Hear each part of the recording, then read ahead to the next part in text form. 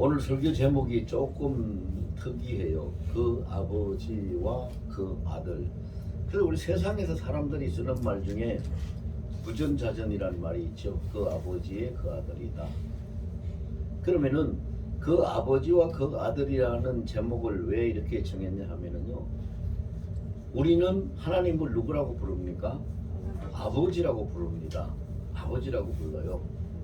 근데 그 아버지의 그 아들을 하나님이 우리에게 먼저 가르쳐 주시고 본을 보여주신 거잖아요. 그래서 오늘 본문 내용을 보면은 그것이 그 신학적인 의미로 계시적인 그 사실로 나와 있는데, 아브라함이 100세에 얻은 자기의 독자 이삭을 하나님의 명령을 따라서 모리아 산으로 가서 거기서 하나님 앞에 번제를 드리는 그런 사건을 기록하고 있습니다.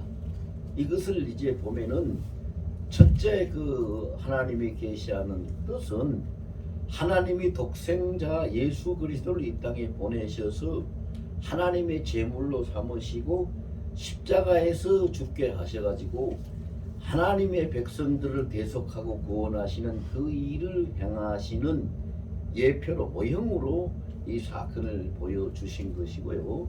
두 번째 의미로는 하나님을 아버지라고 부르는 우리가 하나님이 독생자 예수, 즉 하나님 그 아버지의 독생성자 예수 그 아들, 하나님과 그 아들이 보여주시고 우리를 위해서 희생 헌신하신 그 사랑의 그 사건을 우리가 보면서 우리가 이 땅에 사는 동안에 가정을 이루고 사는데 그 가정이 믿음의 가문으로 세워져야 된다 하는 것을 우리가 깨달을 수 있고, 그것을 명심해서 믿음의 가문으로 세워갈 수 있도록 하시기 위해서 이 말씀을 우리에게 주셨다. 이제 우리가 이렇게 보면 돼요.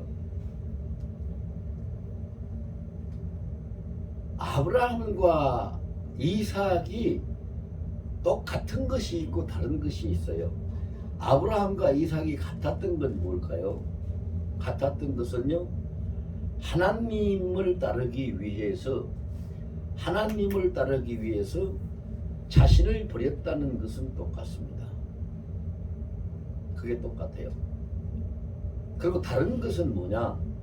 아브라함은 가슴을 버렸고 이삭은 생명을 버렸습니다. 여러분, 이것이 그냥 성경에 기록되어 있는 사건이니까 우리는 그냥 읽고 넘어갈 수 있지만, 만약에 이게 우리 일이라고 한다면은요, 아브라함이 100세에 얻은, 그것도 하나님이 특별히 복을 주셔서 약속을 하시고 언약의 아들로 주신 그 이삭을 이제 다 키웠잖아요. 번제에 드릴 나무짐을 지고 모리아 산으로 올라갈 정도였다면 이삭이 다 컸어요. 어린애가 아니거든요. 청년이 된 거예요. 다 키웠어요. 그런데 그 아들을 하나님 앞에 잡아서 양을 잡듯이 짐승을 잡듯이 잡아서 번제로 드리라고 하는 그 하나님의 말씀을 사람이 듣고 그것을 순종할 수 있다 하는 것은 참 어려운 얘기예요. 누가 그걸 할 수 있겠어요? 그런데 아브라함이 자신의 그 가슴을 버렸다는 거, 아브라함은 우리가 창세기 12장에서 보면은요, 본토 친척 아비 집을 다 버리고 하나님의 명령을 따라서 떠났어요. 그래서 창세기 12장 4절에 그렇게 기록이 되어 있거든요. 이에 아브라함이 여호와의 말씀을 따라갔고, 모든 걸 버리고 오직 하나님의 말씀만 따라갔어요. 근데 그가 그 독자 이삭을 하나님 앞에 번제물로 드리기 위해서는요, 그가 자기가 죽는 것보다 더 힘들지요. 그래서 자기의 그 가슴을 버렸어요. 그러면은 그 아버지의 그 아들, 믿음의 가문을 세우라. 우리는 하나님의 그 예수 그리스도의 독생 성자의 대속의 제물을 통해서 하나님의 구속사를 계시하고 있는 사건이라는 것은 우리가 그냥 참고로 그렇게 생각하고 넘어가면 되고, 오늘 본문에서 우리가 붙잡아야 될 그 하나님의 말씀은 뭐냐면요, 믿음의 가문을 세우자는 거예요. 믿음의 가문을 세워야 된다. 그 아버지의 믿음이 그 아들의 믿음이 되어서 믿음의 가문으로, 교회로만 말한다면요 그 목사와 그의 성도가 되어야 된다. 여러분, 교회라는 것은 그래요. 교회라는 것은 목사가 가지고 있는 믿음만큼 성도들이 믿음을 가집니다.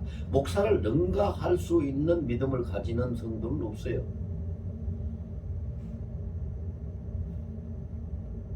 그리고 목사가 알고 있는 만큼 하나님을 성도들이 아는 거예요.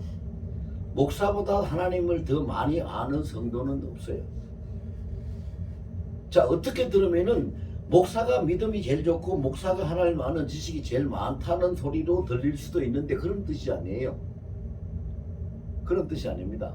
무슨 뜻이냐? 자, 쉽게 설명을 하면요, 차를 타고 가는데 그 차를 운전하고 가는 운전사의 실력만큼 차는 안전하고, 운전사의 실력만큼 차는 잘 갈 수 있고, 운전사의 실력만큼 차가 편안할 수 있어요. 교회도 똑같아요.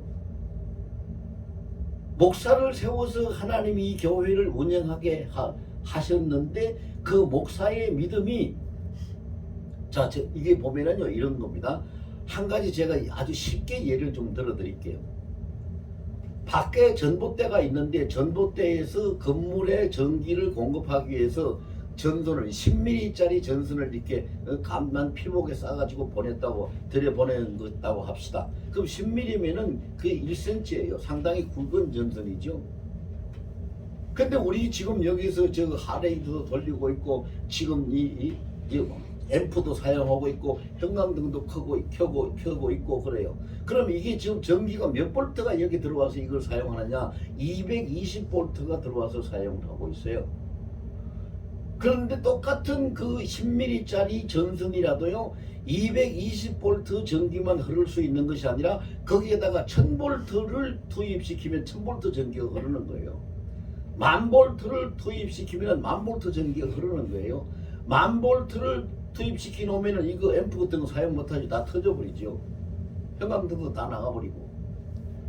그러나 10,000볼트의 전기가 투입이 돼서 흐르고 있다 하면 그 굉장한 힘을 가진 고압이기 때문에 엄청난 힘이 나타난 능력이 그 전기 전선에서 흐를 거예요. 우리의 믿음도 똑같아요. 교회라는 그 전봇대 전주에서 성도라는 그 전선이 다 그 연결되어 있는데, 각 가정마다 연결되어 있고 직장마다 연결되어 있고 다 연결되어 있는데, 그 전선에 10,000볼트짜리 전기처럼 하나님의 능력을 흐르게 하는 사람은 그 하나님의 능력만큼 10,000볼트만큼 그 믿음의 역사가 나타나는 거예요. 220볼트 흐르게 하는 사람은 220볼트만큼밖에 안 나타나는 거예요. 그래서 이 원리를 아는 목사가 10,000볼트짜리 전기를 흐르는 것 같이 하나님의 능력을, 그 성령의 역사를 10,000볼트짜리로 흐르게 하는 목사가 있으면 그 교회 성도들도 똑같은 10,000볼트짜리 전기가 흐르는 성도가 되는 거예요. 근데 목사가 220볼트밖에 안 흐르면은 평생을 다녀도 그 성도들이 220볼트밖에 안 되는 거예요. 이런 얘기거든요. 그럼 믿음의 가문을 세우라. 가문이라니까 우리 가정만 생각하지 마세요. 가정만 생각하지 마시고, 가정도 믿음의 가정을 세워야 되지만, 하늘소망교회라는 교회도 믿음의 교회를 세워야 돼요. 이 교회가 이제 제 후임자가 누가 올지 모르지만 후임자가 와가지고, 그 후임자가 나와 같은 믿음을 가지고 나와 같은 하나님 그런 신과를 가지고 그렇게 사역을 할 수 있느냐 하는 것을 내가 어떻게 세워주고 가느냐에 달려있는 거잖아요. 여러분, 우리 가정의 자녀들도 마찬가지고 형제들도 마찬가지고, 교회에서 직분을 가진 분들은 장로다, 권사다, 전도사다, 강도사다, 집사다, 이런 직분을 가진 사람들은요 그 교회에 나오는 이 목사를 포함해서 그 직분을 가진 사람은 그 교회에 나오는 성도들에게 어떤 믿음을 세워주느냐에 따라서 그 교회의 믿음의 전통이 세워지는 거예요. 이 믿음의 가정을. 이것을 쉽게 표현해서 그 아버지와 그 아들, 그 아버지와 그 아들이라는 것은요, 아버지 하나님과 독생성자 아들 예수님을 우리가 생각하면서 이 말씀을 들어야 돼요.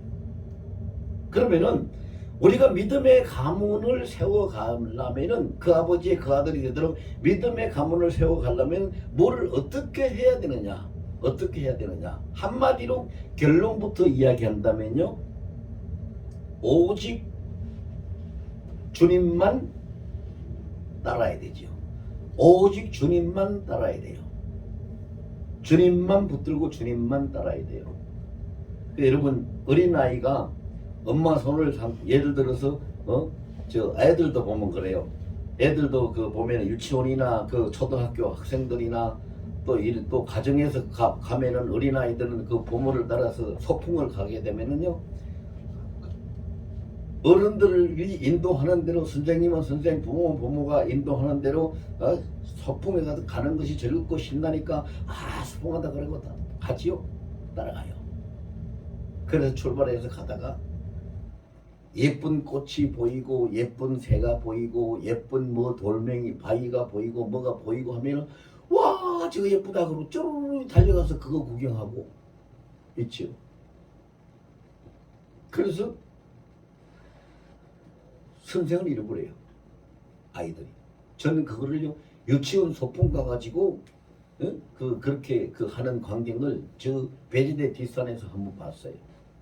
유치원 애들을 데리고 선생님이 왔는데 거기 가서 차에서 내려놓고 자 여기서 선생님과 같이 놀다 가자, 이 경치도 구경하고 놀다 가자. 그러니까 애들이 그냥 와 신난다 그러고 와 쫓아와가지고 있더니 선생님이 여기를 모여라 그렇게 하는데 전부 다 지 눈에 들어오는 걸 구경하기 위해서 뿔뿔이 일로 가고 절로 가고, 그래서 비탈길 올라가다가 미끄러져서 우는 애도 있고 또 뛰어가다가 걸려서 넘어져서 우는 애들, 별 애들이 다 있어요.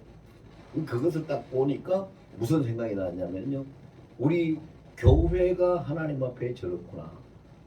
교회가 그래요. 오직 주님만 보고 따라가야 되는데 그걸 잘 못하거든요. 그래서 주님만 보고 따라가야 된다는 것이 그 성경 말씀에 보면 마태복음 16장 24절 말씀을 우리가 기억하면 돼요. 마태복음 16장 24절에 보면은 예수님이 그랬어요. 누구든지, 예외는 없어요. 누구든지 나를 따라오려거든 첫째로 자기를 부인하고 두 번째로 자기의 십자가를 지고 셋째로 나를 좇을 것이니라.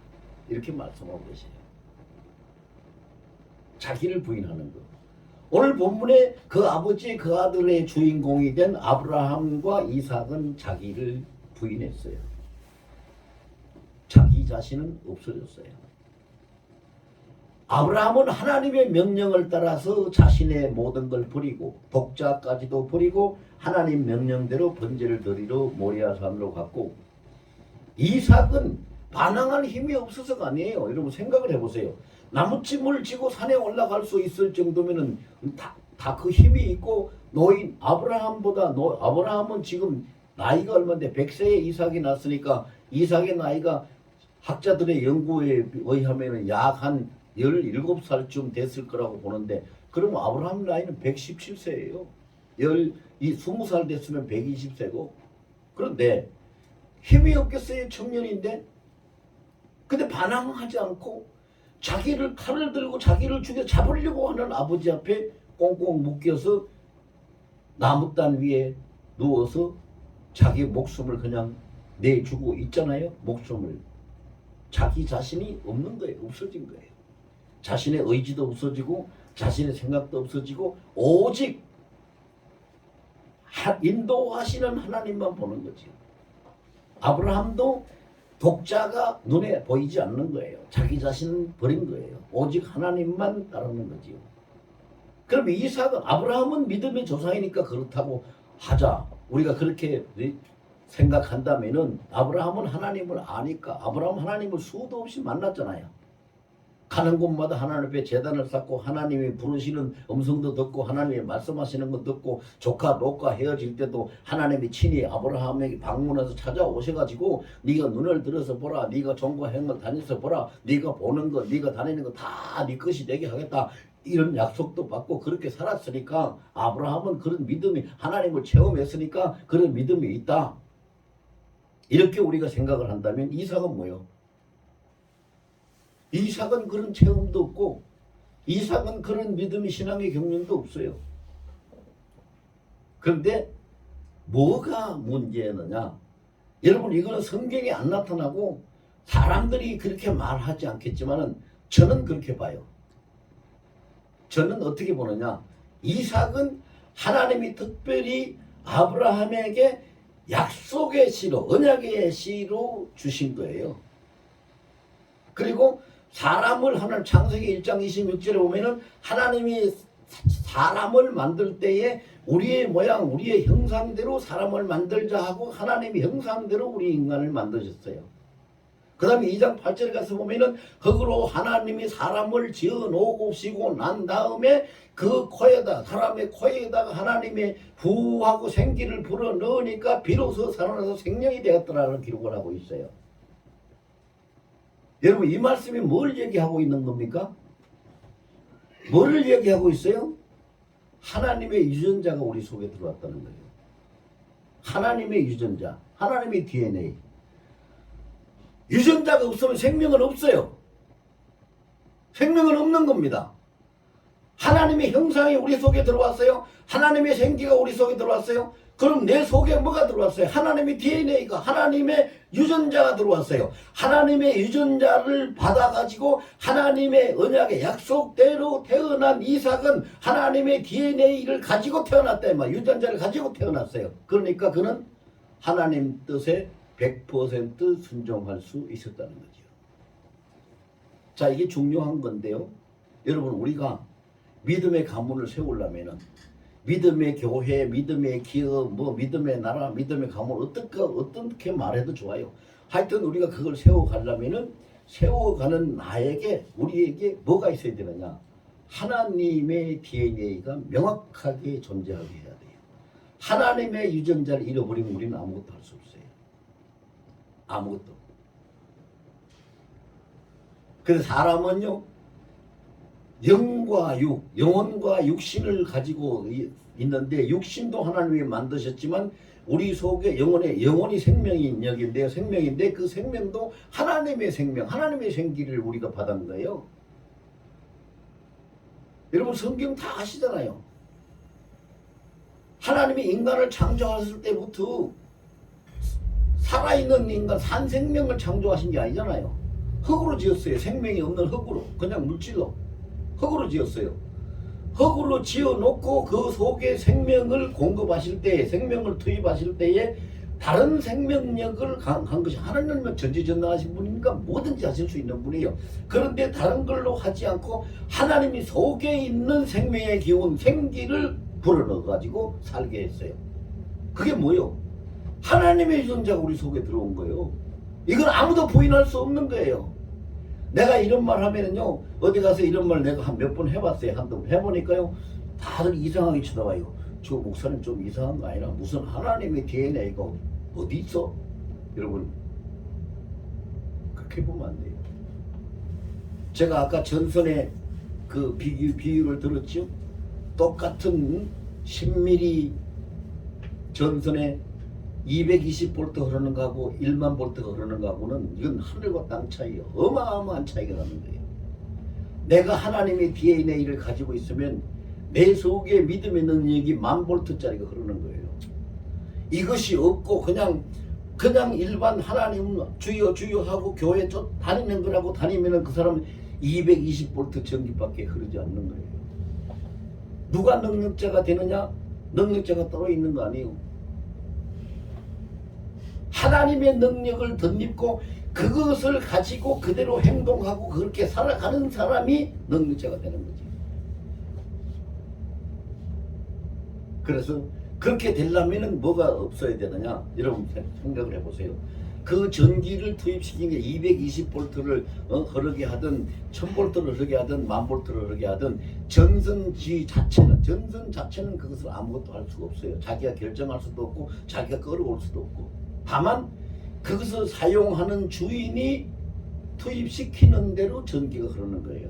220볼트 갖다가 연결하면 220볼트가 흐르는 거고 10,000볼트 연결하면 10,000볼트가 흐르는 거잖아요. 본인은 아무것도 못해요. 전선 자체를 못해요. 우리도 우리 스스로는 능력을 가질 수가 없어요. 능력을 가질 수가 없어요. 그런데 우리가 갈라디아서 2장 20절 말씀처럼 지금 내가 살고 있는 이거, 주님 내가 지금 사는 거요? 내가 사는 거 아니라니까요. 내가 사는 거 아니요. 이 정바울이 사는 거 아니요. 내 안에 예수께서 사시는 것이에요. 그렇게 인정하고 내가 말하고 내가 살아가고 내가 행동하는 이 모든 것 다 주님께서 하시는 것이에요. 이렇게 인정하면은 그 전선이 무슨 전선이 돼요? 하나님의 능력인 10,000볼트가 흐르는 전선이 되는 거예요. 근데 우리 맨날 나와서 하나님 은혜를 주세요, 하나님 복을 주세요, 하나님 능력을 주세요, 뭘 주세요, 그냥 맨날 달라 하는 거. 그러니까 뭐요? 그거밖에 안 되는 거예요. 우리는 주세요 할 필요가 없어요. 믿음을 가지고 이 또한 주께서 하시나이다 그러고 그 믿음으로 행하면은 행함을 통해서 하나님의 능력이 나타나는 거예요. 그 말씀이 성경 어디에 있어요? 마가복음 16장 17절 18절에 보면 있어요. 마가복음 16장 17절 18절에 보면은 예수님이 뭐라고 말씀하셨어요? 믿는 자에게는 이런 표적이 따르니 저희가 내 이름으로 귀신을 쫓아내고 새 방언을 말하고 뱀을 집어올리고 무슨 독을 마시셔도 해를 받지 아니하고 병든 자에게 손을 얹은 적 나으리라 하셨다. 그게 보세요. 뭐 주세요 했어요? 아니요. 예수 이름으로 그냥 행했어요. 예수 이름으로 귀신 쫓아내고 예수 이름으로 뱀을 집어올리고 예수 이름으로 다 독을 무효하게 만들고 예수 이름으로 손을 병자를 고치고 다 하는 거예요. 그것이 뭐예요? 하나님의 능력이 흘러가는 하나님의 능력의 전선이 됐기 때문에. 근데 아브라함에게 이런 믿음이 흐르고 있었는데, 하나님의 유전자를 통해서 이런 믿음이 흐르고 있었는데, 그 아들 이삭에게도 똑같은 하나님의 유전자에 이런 믿음이 흐르고 있었다는 거예요. 그래서 보세요. 아브라함이 믿음의 조상이 됐어요. 아브라함이 믿음의 조상이 됐는데, 만약에 이삭에게 하나님의 그 유전자가 흐르지 않아서 거기 가가지고 이 아버지를 보고 말이죠. 자기를 잡으려고 하는데 아버지를 보고 벌떡 일어나가지고 나무 다니고 뭐고 다 맺히면서 이 노인네가 노망이 들었나 망령이 들었나 나를 잡으려고 그래 하고 뒤집어 엎었다면 어떤 사태가 일어났을까요? 아브라함이 믿음의 조상이 됐을까요? 망신살이 뻗치고 아무것도 못했을 거예요.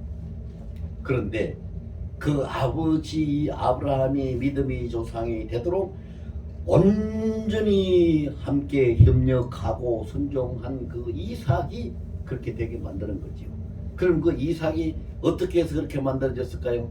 하나님의 언약의 씨, 그 언약의 씨의 속에 하나님이 뭐가 그에게 투입을 시켰어요? 하나님의 유전자가 그에게 있었다는 거죠. 참 놀라운 거예요. 그럼 여러분, 이게 남의 이야기가 아니고 아브라함 이야기가 아니고 이삭의 이야기가 아니고 여기 앉아있는 우리들의 이야기예요. 여러분 저를 따라 다 같이 한번 해보세요. 나는 하나님의 유전자를 가졌다. 하나님의 유전자를 가졌다. 나는 하나님의 유전자를 가졌다. 하나님의 아멘. 유전자를 가졌다. 아멘. 이거를 확신할 수 있어야 돼요. 이거를 확신할 수 있으면요, 사탄, 마귀, 귀신, 나부리기가 어디 와서 앞에서 깔딱거리고 그 근처에도 못 오죠. 하나님의 유전자를 가지고 있는데 지가 어디 와서 감히 어떻게 해? 못하는 거예요. 못하는 거예요. 그 다음에 마태복음 16장 24절에 두 번째로 예수님이 뭐 말씀하셨어요? 자기 십자가를 지라 그랬어요. 자기 십자가. 자기 십자가를 지는 것이 뭐예요? 자신에게 주어진 삶을 사는 것이 자기 십자가를 지는 거예요. 여러분 교회 다니는 사람들이요 잘못 오해하고 있는 부분이 뭐냐 하면은요 십자가 지라 그러면은 자기가 죽어야 되고 손해봐야 되고 헌신해야 되고 희생돼야 되고 이런 쪽으로만 생각해요. 그게 아니요. 그게 아니라고. 하나님이 모든 인생에게 주신 각자 하나님이 맡겨주신 일이 있어요. 하나님이 맡겨주신 그 일을 감당하는 것이 자기 십자가를 지는 거예요. 예수 십자가를 지고 나를 따르라 안 했어요. 예수님이 자기 십자가를 지라 그랬어요. 우리에게 주어진 것. 우리에게 주어진 것. 그럼 아브라함의 십자가가 뭐예요? 독자 이삭까지도 드려야 되는 것이 아브라함의 십자가였어요. 이삭의 십자가는 뭐예요? 자기 생명도 내놓아야 되는 것이 이삭의 십자가였어요. 그런데 둘 다 자기 십자가를 잘 졌단 말이죠. 감당을 했어요. 주님의 말씀대로 잘 감당했어요. 그렇게 감당을 하니까 예수님이 온전히 십자가에서 자기 생명을 주신 것처럼 이삭도 온전히 하나님의 명령에 오직 하나님만 바라보고 하나님의 명령에 그 말씀에 순종. 하나님이 이삭아 네가 내 앞에 네 목숨을 내놓고 번제물이 돼야 된다 이런 말씀을 안 하셨지만 이삭은 자기 믿음의 조상이라고 하는 자기 아버지 아브라함에게서 배우면서 자라나서 그 성년이 될 때까지 그 청년이 될 때까지의 배워온 믿음의 색깔이 있죠. 하나님을 알고 하나님을 신뢰하고 믿음의 사람은 어떻게 해야 된다는 것을 알고 익혀온 것이 있어요. 그래서 그걸 할 수 있었던 거죠. 자기 십자가를 질 수 있었던 거예요. 왜? 자기 아버지가 십자가를 지는 것을 보고 나도 저렇게 져야 된다는 것을 깨닫고 그걸 감당한 거지요.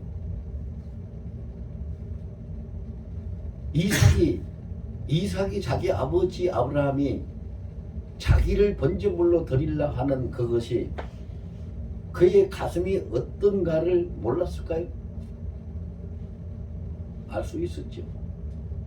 왜 알 수 있었느냐? 오늘 본문에 보면요, 우리가 다 말씀에 이게 하나님의 계시가 다 있어요. 세상 말로 말하면 사람들 말로 말하면 힌트가 다 있어요. 하나님 계시가 있는데 뭐라고 하셨어요? 이삭이 물었어요. 아버지, 나무는 내가 지고 가고 불하고 칼은 아버지가 가지고 가는데 번제물을 드린 양은 양은 어디 있어요? 양은 어디 있습니까? 아브라함이 뭐라고 대답했어요? 그 어린 양은 하나님이 친히 준비하시리라 그랬잖아요. 하나님이 친히 준비하시리라. 그러니까 이삭은 하나님이 친히 제물을 어린 양을 준비하신다는 것을 조금도 의심하지 않고 믿고 모리아산까지 같이 아버지와 같이 갔어요. 그래 현장에 가서 보니까 하나님이 준비하시라고 한 그 어린 양은 짐승의 양이 아니고 자기더라 이 말이죠. 자기를 묶어가지고 잡으려고 하니까 그래서 거기서 이삭이 그 뜻을 깨닫고 자기 십자가를 자기가 생명을 바쳐야 되는 자기 십자가에 순응하면서 하나님의 뜻을 따르는 거지요. 자 여기서 우리가 신앙적인 교훈을 가진다면은요 뭘 어떻게 해야 되느냐 하면은 아브라함과 이삭이 십자가를 지는 거 이 십자가를 어떻게 졌느냐 둘도 아니고 하나밖에 없고 이것이 없으면 안 돼. 자 보세요. 아브라함에게도 아들이 독자 이삭이 하나밖에 없고 그가 없으면 안 돼. 이삭도 자기 생명이 하나밖에 없고 그가 없으면 안 돼. 다 없으면 안 되는 거고 하나밖에 없는 거예요. 그럼 나에게 있어서 없으면 안 되고 하나밖에 없는 가장 소중한 것이 무엇인가? 그게 뭘까? 그것을 하나님 앞에 드릴 수 있는 사람이 자기 십자가를 지는 아브라함과 이삭 같이 하나님 앞에 믿음을 보일 수 있는 사람이다. 나는 뭘까? 오지에 가서 선교하는 사람들이요, 선교사들이 보면은 다들 선교사들 뭐 전부 다 100%는 아니지만은요, 대다수 그 사명을 가지고 간 사람. 저는 선교사를 외국에 다니면서 여러 차례 많은 사람 만나봐, 한국 사람도 만나봤고 미국 사람도 만나봤고 다른 나라 사람들도 만나봤고 뭐 많은 사람들을 만나봤는데 왜 이렇게 선교를 하느냐고 물으면은 그 중에서 거의 한 60% 내지 70% 정도는 대답을 어떻게 하느냐면요, 나를 하나님 앞에, 나를 주님 앞에 드리기 위해서 선교합니다라고 대답을 합니다. 여러분, 그런 대답이 어떻게 나올 수 있을까요? 그 속에 하나님의 유전자가 있기 때문에 그 대답이 나와요. 그렇지 않으면 그런 대답이 나올 수 없어요. 절대로 안 됩니다. 안 돼요. 만약에 하나님이 정바울 너 이리 와봐. 예, 여기 있습니다. 너 저기 가서 저 사람 살려내고 너는 거기서 죽어. 그런다면 예, 그렇게 하겠습니다. 아멘입니다. 하고 갈 수 있는 사람이 몇 퍼센트나 될까요? 몇 퍼센트나? 많지 않을 거예요. 근데 선교사들은요, 그런 정신이 아니면, 그런 신앙 모장이 아니면 못 나가요. 오지에 선교를 못 나가요. 왜? 그들을 복음을 전해서 구원시키고 그들을 살리고 자기는 거기서 죽어도 좋다는 거, 그것을 가지고 나가는 것이 오지의 선교사잖아요. 그렇지 않으면 어떻게 나가요? 못 나가는 거예요.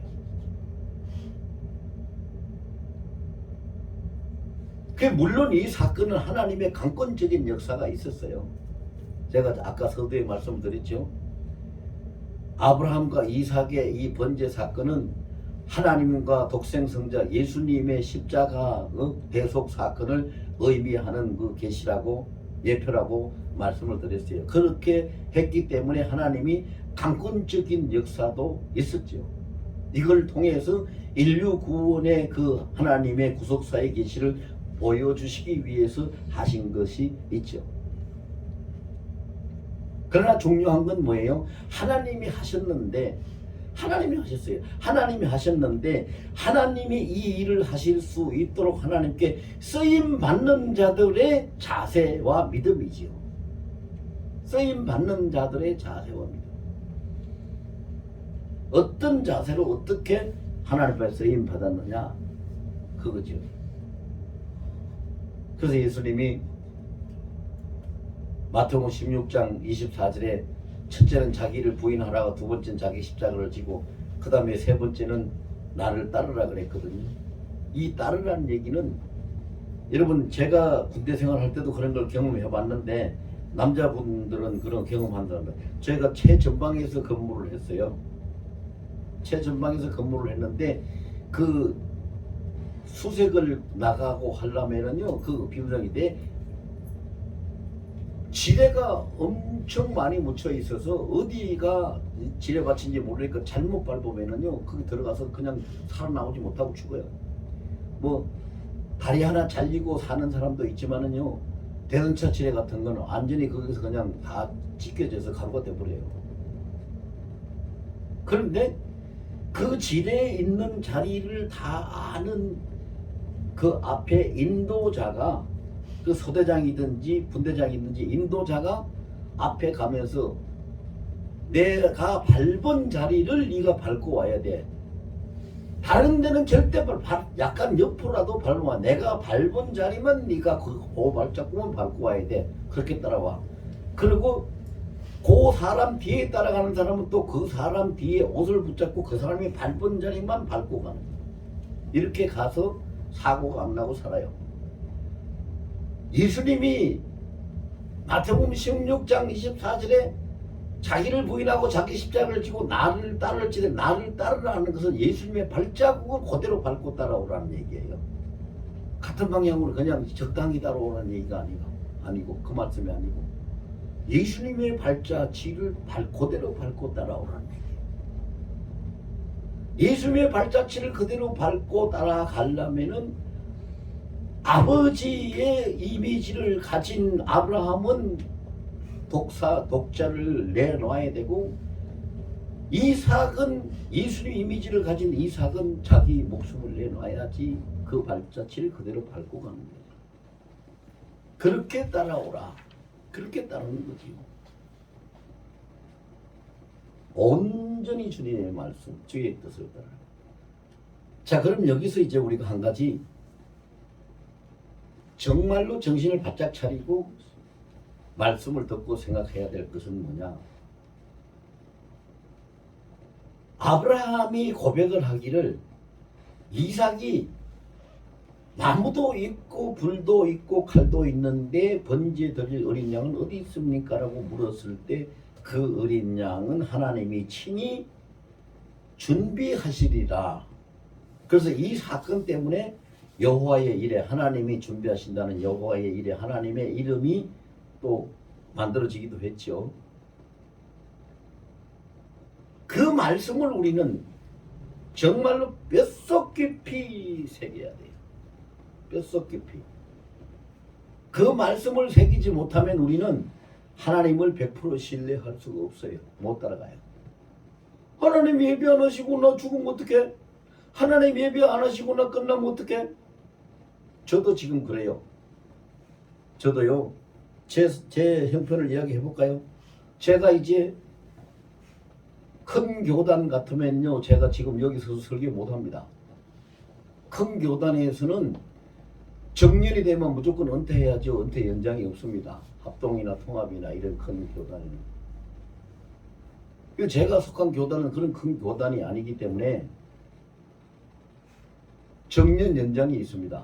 그래서 정년이 없는 건 아니라 정년 연장이 있어요. 정년 연장에 준해서 건강해서 사역할 수 있고 교회가 동의하고 원한다면은 그 정년을 연장해서 사역할 수 있다라는 법이 우리 교단 헌법에 있기 때문에 그 헌법에 의해서 하는 거예요. 안 그러면 저도 은퇴하고 갔어야지 여기 서서 설교 못해요.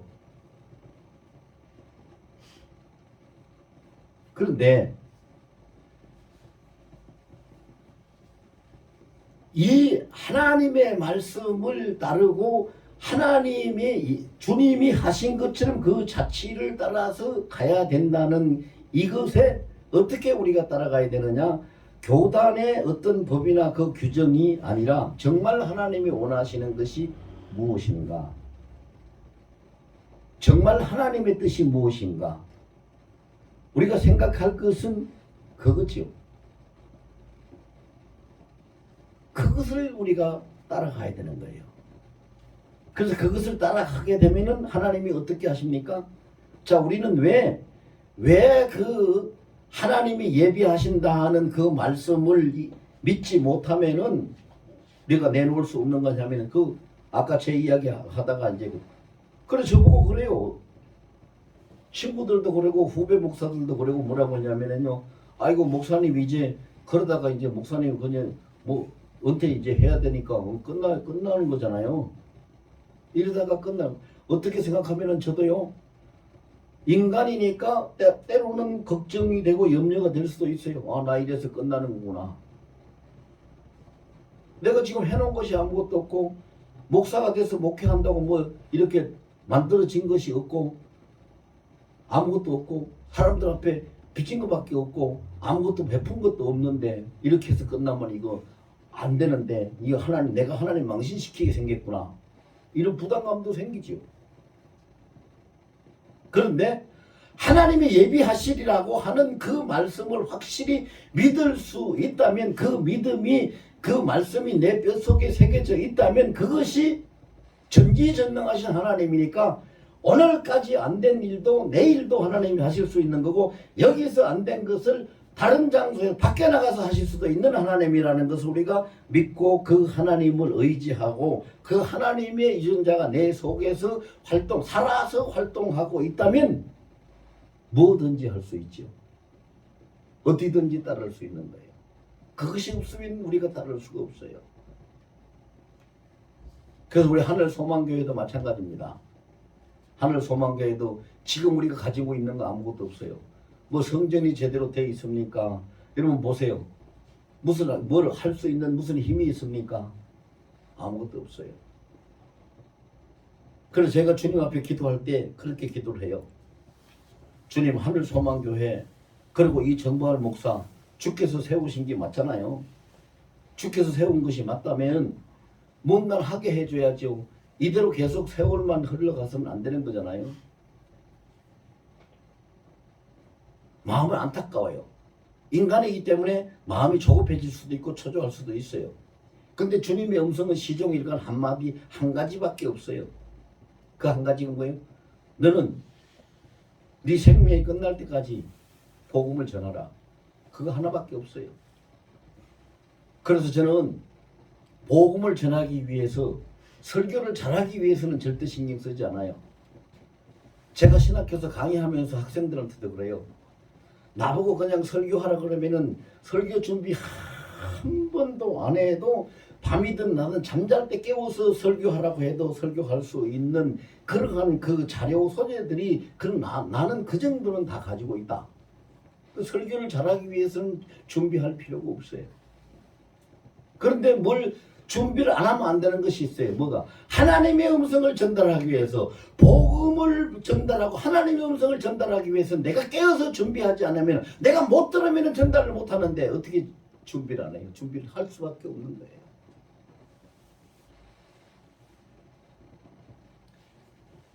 그렇게 해서 아까 여러분 오늘 다 기억 못하고 다 잊어버려도 좋은데 한 가지만 기억합시다. 우리 다 같이 아까 한 거 있잖아요. 내 안에 하나님의 유전자가 있다. 이것만 확실하게 붙잡고 가면은요, 세상이 감당하지도 못하고 사탄이 감당하지도 못한 우린 믿음의 능력자요 믿음의 승리자가 될 줄로 믿습니다. 아멘. 아브라함과 이삭이 이렇게 하고 났더니 결과는 어떻게 됐습니까, 여러분? 결과는 복의 근원이 됐고 믿음의 조상이 됐고 열국의 아비가 됐고 그 가문을 하나님이 축복하셨고 오늘 본문에 하나님이 축복하셨죠.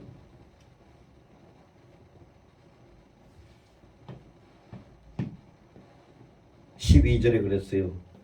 사자가 이르시되 그 아이에게 네 손을 대지 말라. 그에게 아무 일도 하지 말라. 네가 네 아들 네 독자까지라도 내게 아끼지 아니하였으니 내가 이제야 네가 하나님을 경외하는 줄을 아노라. 하나님 경외하는 자로 인정하고 선포를 했지요.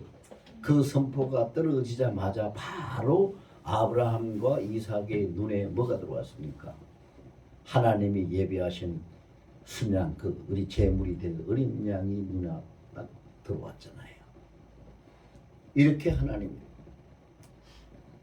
절대 믿음이죠. 그래서 우리가 정말로 뜻을 세워야 돼요. 내 가정은 믿음의 가문으로 만들어야 되겠다. 내가 섬기는 우리 교회는 믿음의 교회를 믿음을 물려주는 교회로 세워 가야 되겠다. 내가 일하는 직장도 믿음의 하나님이 다 은혜를 베푸시고 축복하시고 다스리시는 믿음의 일터로 세워야겠다. 이 나라도 하나님의 왕이 되시고 하나님이 다스리시는 믿음의 나라로 우리가 세워가야 되겠다. 그것을 우리 자신들이 신앙으로 품고 하나님의 유전자를 가지고 그리고 하나님 앞에 기도하고 하나님 앞에 믿음을 따라서 행하는 우리의 행함이 살아 있을 때에 우리가 믿음의 가문도 세우고 믿음의 나라도 세우고 믿음의 교회도 세우면서 하나님의 뜻을 잘 이루어 가게 될 줄로 믿습니다.